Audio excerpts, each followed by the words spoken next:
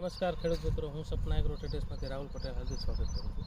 આજે આપણે આવ્યા છીએ એક ટમેટાની અંદર ડેમો કર્યો છે, જે ઓસ્ટિન સીડ કંપનીની બાલી કરીને વેરાયટી છે.